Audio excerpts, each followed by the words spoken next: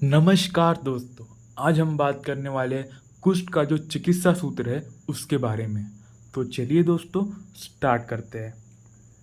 सबसे पहले इसकी चिकित्सा सूत्र में आता है वात उत्तरेषु सर्पीः वमनम श्लेष्म उत्तरेषु कुष्ठ कुष्ठेषु पित्त उत्तरेषु मोक्षो रक्तस्य विरेचनम चा अग्रे। मतलब कि जो वात उत्तरेषु सर्पी मतलब वातिक कुष्ठ में अपन को सबसे पहले घृत पान कराना है। वातिक कुष्ठ में अपन को घृत पान कराना है। वमनम श्लेष्म उत्तरेषु मतलब कि कफज कुष्ठ में अपन को वमन कराना है। और जो पित्तज कुष्ठ है, देखो ये क्या लिखा है, पित्त उत्तरेषु मोक्षो रक्तस्य मतलब कि पित्तज कुष्ठ में अपन को सबसे पहले विरेचन कराना है, उसके बाद में रक्त मोक्षण कराना है। देखो क्या लिखा है, पित्त उत्तरेषु मोक्षो रक्तस्य विरेचनम चा अग्रे। विरेचन पहले कराना है, उसके बाद में रक्त मोक्षण कराना है। तो देखो वातिक कुष्ठ में घृतपान, पित्तिक कुष्ठ में सबसे पहले विरेचन, उसके बाद में रक्त मोक्षण, और जो कफज कुष्ठ है उसमें अपन को वमन कराना है। ठीक है दोस्तों, इसके बाद हम आगे चलते हैं। इसके बाद क्या है, इसके बाद देखो इसमें जो चरक चिकित्सा में जो श्लोक आया है वो कैसा है, बहुदोषः संशोध्यः कुष्टि बहुशो नुरक्षा प्राणः। मतलब कि कुष्ठ में अपन को पुनः पुनः संशोधन का निर्देश मिलता है। मतलब कि बार बार अपन को संशोधन से अपन को रोगी की चिकित्सा करनी है, पुनः पुनः संशोधन। इसलिए मैंने जो यहाँ पर जो इमेजेस है वो बार बार संशोधन की लगाई, जिसमें कि वमन है, विरेचन है, नस्य है, ये सब इसमें क्रियाएं करेंगे अपन। तो इसको अपन रिपीटेडली करना है, बार बार करना है। तो मैंने यहाँ पर बहुत सारी इमेज इसीलिए लगा के रखी है कि ये बार बार अपन को उस रोगी में पुनः पुनः करना है। ठीक है, संशोधन चिकित्सा अपन को उसमें करनी है बार बार। इसके आगे चलते हैं। इसके बाद सुश्रुत जी क्या बताते हैं। सुश्रुत ने कुष्ठ में पूर्व रूप में ही उभय संशोधन कराने का निर्देश किया है। उभय संशोधन मतलब दोनों चीजें, वमन और विरेचन दोनों कराने का। यहाँ तक कि इन्हें पूर्व रूप में ही बोल दिया। मतलब सुश्रुत जी जो है वो रिस्क बिल्कुल नहीं ले रहे, जैसे ही उनको पूर्व रूप दिखे वैसे ही उनने संशोधन चिकित्सा करा दी, वो भी उभय वाली। मतलब कि उभय संशोधन ने करा दिया। एक्चुअली क्या है कि अपन ने इसके पूर्व रूप देखे थे, मतलब कि श्वेत का बहुत ज़्यादा आना, श्वेत का बिल्कुल नहीं आना, लोमहर्ष होना, ये सब अपन ने इसके पूर्व रूप में देखे थे। तो जैसे इनको पूर्व रूप दिखे, जो रोगी है उसमें इसमें विवर्णता भी आ रही थी। तो विवर्णता आपको बाहर से पता चल जाएगी। तो उसमें जैसे इन्हें विवर्णता देखी, इनने संशोधन कर्म कराना शुरू कर दिया इसमें। ठीक है, रोगी में इसका निर्देश दिया है सुश्रुत जी ने। तो इसमें श्लोक क्या लिखते हैं, तत्र पूर्वोपे शुभ्य संशोधनम सेवता। ठीक है, तो पूर्व रूप जैसे ही देखिए वैसे इनमें संशोधन अपन को करा देना है। इसके बाद जो कुष्ठ है, इसमें संशोधन कितने दिन के इंटरवल पे कराना है, ये बहुत ज़्यादा इंपॉर्टेंट है। ये बहुत ज़्यादा पूछता है वो एग्जामिनर। तो इसमें कितने कितने दिन में अपन को संशोधन कर्म कराना है। तो नस्य जो है वो अपन को 3-3 दिन पर कराना है। वमन जो है वो 15 दिन पर कराना है। स्त्रंसन दैट इज विरेचन अपन को 1 महीने में कराना है। और रक्त मोक्षण 6-6 महीने पे कराना है, वर्ष में 2 बार कराना है। तो देखो मैंने यहाँ पर ये आपके लिए बहुत अच्छी वो बना के रखा है चार्ट। तो जो नस्य है वो देखो 0 पहले दिन कराया अपन ने, उसके बाद में तीसरे दिन कराया, तीसरे के बाद छठे दिन कराया, छठे के बाद 9वें दिन कराया। तो मतलब 3-3 दिन के इंटरवल पर अपन को नस्य कराना है। ठीक है, इसके बाद वमन जो है वो 15-15 दिन पर कराना है।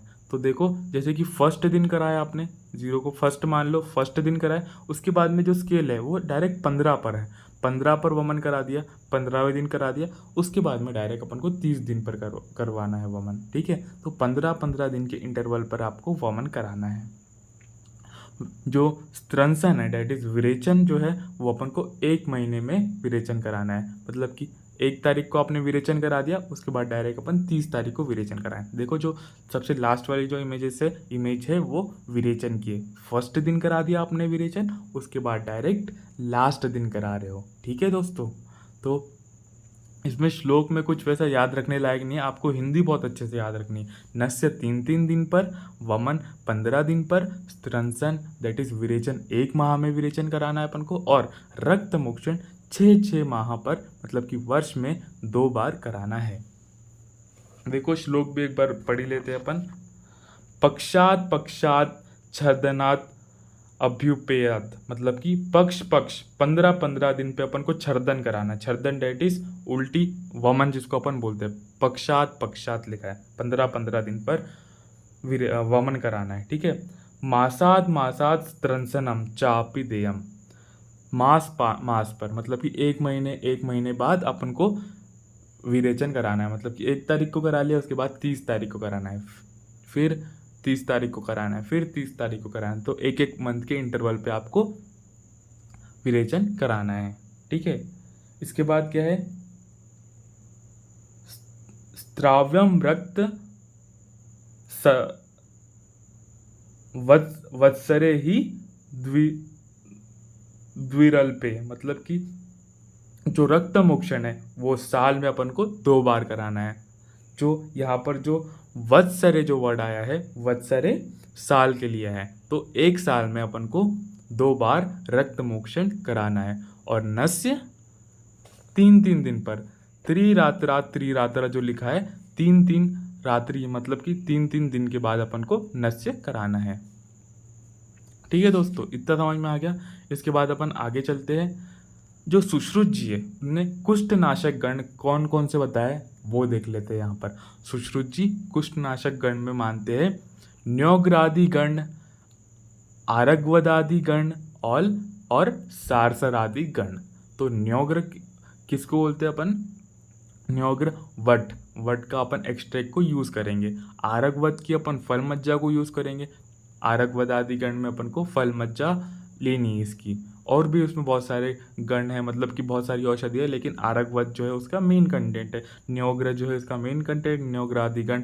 सालसर आदि गण को भी अपन यहाँ पर कुष्ठ की चिकित्सा में यूज़ करेंगे। इनके आसव, अरिष्ट, अवलेह, सुरा, मंत्र, चूर्ण, अयस्कृति का अपन प्रयोग करेंगे। तो अपन इनका एक्सट्रैक्ट निकालेंगे, इनसे ये कल्पना बनाएंगे, उसके बाद अपन इसको रोगी में यूज़ करेंगे। क्या क्या, न्योग्रादि, आरगवद आदि और सारसर आदि गण को यूज़ करेंगे। इसके बाद आगे चलते हैं। वातिक कुष्ठ में अनुवासन बस्ती देना है, शेष सभी कुष्ठ में अनुवासन बस्ती का निषेध है। मतलब ओनली अपन वातिक कुष्ठ में ही अनुवासन बस्ती देंगे, बाकी में अपन को अनुवासन बस्ती बिल्कुल नहीं देनी है। ठीक है, ओनली वातिक कुष्ठ में ही अनुवासन बस्ती देना है। इसके बाद अपन आगे चलते हैं। इसके बाद आ जाते हैं चिकित्सीय योग। मतलब कि अपन ने यहाँ तक की चिकित्सा तो पढ़ ली, उसकी चिकित्सा देनी कैसी है। मतलब कि अपन को अनुवासन बस्ती का बस वातिक कुष्ठ में प्रयोग करना है, वमन कितने दिन बाद देना है, विरेचन कितने दिन बाद देना है, ये सब तो अपन ने देख लिया। अब अपन देखते हैं उसको कौन कौन सी मेडिसिन का अपन को उसमें यूज़ करना है। अपन इसमें चूर्ण देखेंगे, कल्प देखेंगे, क्वाथ देखेंगे, लेप देखेंगे, रस औषधि, आसव, अरिष्ट, ये सब अपन को इसमें देखना है। तो उसमें अपन को क्या क्या यूज़ करना है पेशेंट में, ये अपन को बहुत अच्छे से समझना है। ठीक है दोस्तों, तो यहाँ से अपन स्टार्ट करते हैं कुष्ठ के चिकित्सीय योग। तो सबसे पहला है चूर्ण। चूर्ण कल्पना में अपन उसको क्या देंगे, मुस्तक आदि चूर्ण और त्रिफलादि चूर्ण। मुस्तक नागर मोथा का पर्याय है, तो अपन उसको जो मुस्तक का जो नागर मोथा का जो चूर्ण है वो देंगे। ये बहुत अच्छा रक्त का शोधन कर देगा, कृमिनाशक होता है, तो अपन ऐसी चीज़ों का यूज़ करेंगे। त्रिफला को यूज़ कर रहे हैं, त्रिफला त्रिदोष नाशक होता है, तीनों दोषों का शमन करेगा, वात, पित्त, कफ, तो यहाँ पर अपन त्रिफला चूर्ण। और अपन को पता है जो कुष्ठ है ये त्रिदोषज है, तो अपन को बेसिकली तीनों दोषों की शांति करनी है, तो अपन यहाँ पर त्रिफला चूर्ण का भी यूज़ कर रहे हैं। ठीक है दोस्तों, चूर्ण समझ में आ गया आपको, मुस्तक आदि और त्रिफलादि चूर्ण। इसके बाद क्वाथ। कौन कौन से क्वाथ का यूज़ करेंगे, पटोल मूल आदि क्वाथ और कृतमाल क्वाथ। ये बहुत इंपॉर्टेंट है। यहाँ पर जो कृतमाल क्वाथ है वो विशेष रूप से कफज कुष्ठ में अपन यूज़ करेंगे। कफज कुष्ठ में अपन कृतमाल क्वाथ का यूज़ करेंगे। आपको यहाँ पर वो दिमाग नहीं लगाना है कि भाई कृतमाल है ये विरेचन करेगा तो अपन इसको पित्तज कुष्ठ में देंगे, ऐसा बिल्कुल दिमाग नहीं लगाना है। आप ये जो कृतमाल होता है ये क्रमिद होता है, क्रमिद मतलब कि जो कृमि होते हैं उनको नष्ट करेगा और रक्त का शोधन करेगा। तो कृतमाल जो है अपन यहाँ पर कफज कुष्ठ में यूज़ करेंगे। कृतमाल का जो क्वाथ है वो विशेष रूप से कफज कुष्ठ में अपन यूज़ करेंगे। तो क्वाथ कौन कौन से हैं? पटोल मूलादि क्वाथ और कृतमाल क्वाथ। और कृतमाल का क्वाथ को अपन कफज कुष्ठ में यूज़ करेंगे। इसके बाद आगे चलते हैं लेप पर। लेप एक्सटर्नल एप्लीकेशन के लिए लेप अपन यूज़ करेंगे। तो उसके त्वचा पे विवन्नता तो हुई है, बहुत सारी से मतलब कि उसकी स्किन तो अफेक्ट हुई है, तो अपन उसको बाहर से लगाने के लिए भी कुछ देंगे। तो क्या क्या देंगे? चित्रक आदि लेप। चित्रक जो होता है वो उष्णवीर्य होता है और अपन को पता है जब कुष्ठ रोग होता है तब उसकी जो सेंसिटिविटी होती है, मतलब कि त्वचा पे वो ज्ञान स्पर्श मतलब उसको स्पर्श नहीं होता, ये अपन ने देखा था। तो ये जो है ये संज्ञा का स्थापन कर देगा, मतलब कि यहाँ पर स्पर्श का ज्ञान होने लगेगा। अगर आप वहाँ पर चित्रक आदि लेप ऐसे उष्ण चीज़ों का यूज़ करते हो तो उसकी जो स्पर्श वाली जो इंद्रिया है वो एक्टिवेट हो जाएगी। चित्रक आदि लेप का अपन यहाँ पर यूज़ करेंगे। त्रप्यादि लेप, चित्रक आदि लेप हो गया। और एंडगज आदि लेप। एंडगज आदि लेप मतलब क्या है? जो केशिया टोरा होता है या फिर चक्रमर्द होता है उसको अपन एंडगज बोलते हैं, ठीक है। तो चक्रमर्द का पर्याय है एंडगज। तो अपन को पता है ये बहुत अच्छा, इसको एक्चुअली रिंग वॉर्म प्लांट भी बोलते हैं। रिंग वॉर्म प्लांट मतलब अपन फंगल डिसीजेस में इसका बहुत अच्छे से यूज़ कर सकते हैं। फंगल हो गया, स्किन डिसऑर्डर्स। एक्चुअली ये जो फोटो लगी है यहाँ पर ये चक्रमर्द के प्लांट की है, जिसमें आपको येलो फ्लावर्स दिख रहे हैं और इसके साइड में ये इसके बीज है। तो अपन बेसिकली इसके बीज का यूज़ करते हैं। इसके बीज को पीस कर अपन उसको एक्सटर्नली अप्लाई करते हैं, तो ये इसकी रिजल्ट बहुत अच्छे हैं स्किन डिसऑर्डर्स में। तो एंड गजादी लेप को भी अपन को यूज़ करना है यहाँ पर। चक्रमर्द, केशिया टोरा जिसको अपन बोलते हैं, ठीक है दोस्तों। इसके बाद में एक कदल्यादि क्वाथ भी है एक, ठीक है। इसके बाद में चलते हैं आगे अपन। रस औषधि। अपन को पता है रस औषधि बहुत अच्छे से काम करती है, क्योंकि इसका बहुत साइमल्टेनियसली बहुत फास्ट क्विक इफेक्ट दिखता है अपन को, ठीक है। तो सबसे पहला क्या है इसमें? ललितक, लेलितक जिसको अपन गंधक के नाम से जानते हैं। लेलितक गंधक का अपन, गंधक जो होता है वो सर्वदोषनाशक होता है। तो इसको अपन स्किन डिसऑर्डर में बहुत अच्छा, सल्फर जो होता है वो बहुत अच्छा, एचजी जो होता है बहुत अच्छा यूज़ होता है इसका अपन को स्किन डिसऑर्डर्स में। इसके बाद में माक्षिक, सप्त दोष कुष्ठध्नि। तो जो माक्षिक होता है, माक्षिक जो होता है वो जो 17 प्रकार के कुष्ठ है उसको ठीक कर देता है। बस एक नहीं कर पाता है, वो काकणक जो कि अपन ने पढ़ा था कल ही, जो असाध्य होता है उसको ठीक नहीं कर पाएगा। बाकी जो 17 बचे उसके अलावा, काकणक के अलावा, उसको ठीक कर देगा जो माक्षिक है। तो क्या लिखा है इसके लिए? सप्तदश कुष्ठाध्नि, ठीक है दोस्तों। इसके बाद जो आता है, जो चरक संहिता में जो पारद के लिए जो लिखा है, चरक चिकित्सा में, ये बहुत इंपॉर्टेंट चीज़ है। पारद के लिए यहाँ पर उनने रस वर्ड का यूज़ किया है। देखो श्लोक पढ़िए आप। सर्व व्याधि बहर्ण माधन कुष्टि रस च निग्रहितम, ठीक है। तो रस च निग्रहितम, यहाँ पर रस वर्ड का यूज़ किया है चरक जी ने। पारद के लिए काय का यूज़ किया है? रस का, ठीक है। रस, रसेंद्र, ये सब उसके पर्याय होते हैं, मतलब कि उसके भेद होते हैं। तो यहाँ पर रस वाले का यूज़ किया है। इसके बाद अपन आगे चलते हैं। आसव। ये तो समझ में आ गया ना अपन को, रस औषधि में अपन को पारद और माक्षिक का यूज़ करना है, पारद और माक्षिक का यूज़ करना है। इसके बाद आगे चलते हैं आसव। आसव में मद आसव और त्रिफला आसव। तो मद आसव अपन ने पहले ही पढ़ा था, काय में, प्रमेय की चिकित्सा में पढ़ा था, और त्रिफला आसव भी पढ़ा था वहीं पे। तो ये यहाँ पर भी आ जाएंगे, मध्व आसव और त्रिफला आसव। इसके बाद अरिष्ट। अरिष्ट कौन सा है? अरिष्ट यहाँ पर एक ही बताया है, कनक बिंदु अरिष्ट। कनक बिंदु अरिष्ट, कनक बिंदु अरिष्ट है जो कि 1 माह तक सेवन करने से महाकुष्ठ और 15 दिन तक सेवन करने से क्षुद्र कुष्ठ ठीक कर देता है। मतलब कि अगर आप 1 महीने कंटिन्यू सेवन कर लो इसको, तो ये महाकुष्ठ को भी ठीक कर सकता है, और 15 दिन में क्षुद्र कुष्ठ, 15 दिन में क्षुद्र कुष्ठ को ठीक कर देगा।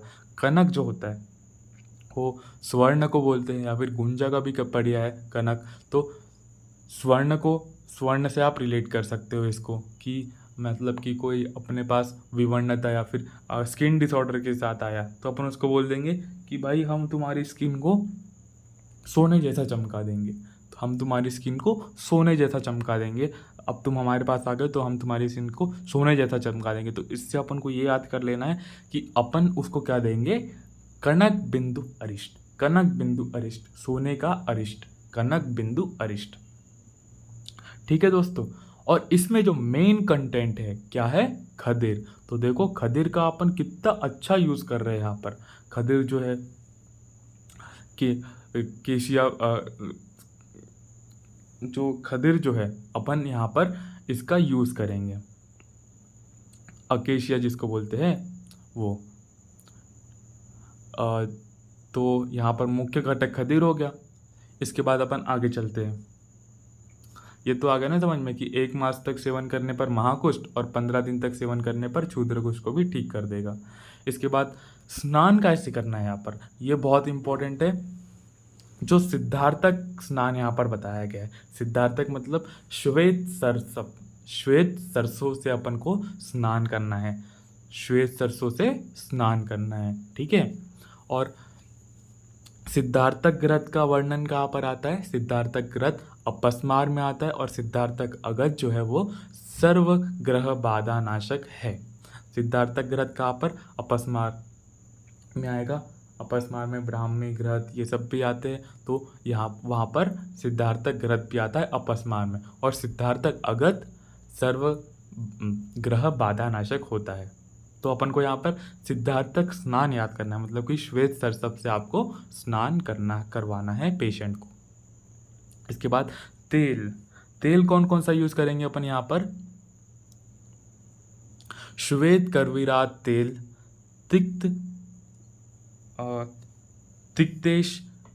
तिक्तेश्वा क्वातादि तेल, और कणक क्षीर तेल। सबसे इंपॉर्टेंट जो है यहाँ पर कणक क्षीरी तेल। कणक क्षीरी तेल देखो अपन ने पहले ही पढ़ लिया है, कणक मतलब कि सोना, सोने का अपन यूज़ करेंगे, तो यहाँ पर तेल में भी आपको इसका यूज़ करना है। कणक क्षीरी तेल को भी अपन को याद रखना है, कणक क्षीरी तेल, और श्वेत कर विरादी तेल, श्वेत कर विरादी तेल और कणक क्षीरी तेल, ये तो आपको याद रख लेने, श्वेत कर विरादी तेल और कणक क्षीरी तेल। इसके बाद ग्रत कौन सा यूज करना है, तो देखो ये बहुत इंपॉर्टेंट है। यहाँ पर जो अपन ने यूज़ किया है तिक्त षटपल ग्रत, तिक्त षटपल ग्रत अपन ने पहले भी पढ़ा था। यहाँ पर तिक्त षटपल ग्रत यूज होता है, और क्षीर षटपल ग्रत गुल में होता है, क्षीर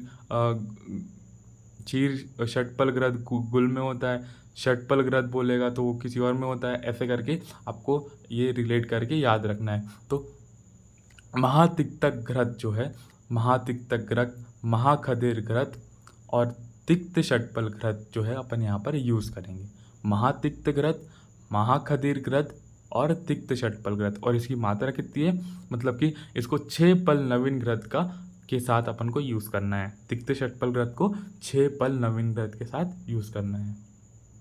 इसके बाद कुछ इंपॉर्टेंट पॉइंट्स आ जाते हैं कि कुष्ठ में आपको आहार विहार जो अपन देना है, पान, आहार, सेचन, धूपन, प्रदेह हेतु कृमिनाशक विडंग एवं कुष्ठदन खदिर का प्रयोग करना है। तो अपन ने खदिर का देखा ही, अपन ने कणक आसव में भी मेन कंटेंट जो था वो कणक बिंदु अरिष्ट में भी जो मेन कंटेंट जो था वो खदीर ही था। तो देखो खदीर का अपन बहुत अच्छा यूज़ कर रहे हैं यहाँ पर। तो अपन जो अन्न देंगे उसको आहार देंगे, सेचन देंगे, धूपन देंगे, प्रदेय देंगे, उसमें अपन को कृमिनाशक विडंग, देखो विडंग जो है वो कृमिनाशक है, विडंग का भी यूज़ करेंगे, और कुष्ठनाशक कुष्ठनाशक जो है वो खदीर का भी यूज़ करेंगे। जो अपन ने श्रेष्ठ भाव में पढ़ा था, जो खदीर होता है वो बहुत अच्छा कुष्ठनाशक होता है। ठीक है, इसके बाद में है चरक ने खदीरारिष्ट का प्रयोग मांस धातु विष चिकित्सा में बताया। तो आपको कंफ्यूज बिल्कुल नहीं होना है कि खदीरारिष्ट का प्रयोग यहाँ पर है। चरक जी ने बिल्कुल यहाँ पर मतलब कि कुष्ठ में खदीरारिष्ट का प्रयोग नहीं किया है। खदीरारिष्ट का प्रयोग कहाँ पर बताते हैं चरक जी? मांस धातु विष चिकित्सा में खदीरारिष्ट का प्रयोग बताते हैं। मांस धातु विष चिकित्सा में खदीरारिष्ट का प्रयोग बताते हैं। इसके बाद में दद्रु, कुष्ठ व रक्तपित्त के रोगी के लिए सूरन जो है वो अहितकर माना जाता है। ये भाव प्रकाश जी मानते हैं। दद्रु, कुष्ठ और रक्तपित्त में सूरन जो होता है वो अहितकर होता है। तो इसको कैसे याद रख सकते हैं? कदर, क से आ जाएगा कुष्ठ, द से आ जाएगा दद्रु और र से रक्तपित्त। कदर में सूरन अहितकर होता है। क से कुष्ठ, द से दद्रु और र से रक्तपित्त में सूरन जो होता है वो अहितकर होता है, ऐसा भाव प्रकाश जी मानते हैं। इसके नेक्स्ट लेक्चर में अपन को सुश्रुत ने जो चिकित्सीय योग बताया वो पढ़ना है, और जो श्वित्र का जो चिकित्सा सूत्र है वो उसके बारे में, श्वित्र के बारे में अपन को थोड़ा देखना है। ठीक है दोस्तों, आज के लिए इतना ही। मिलते हैं अपन नेक्स्ट लेक्चर में।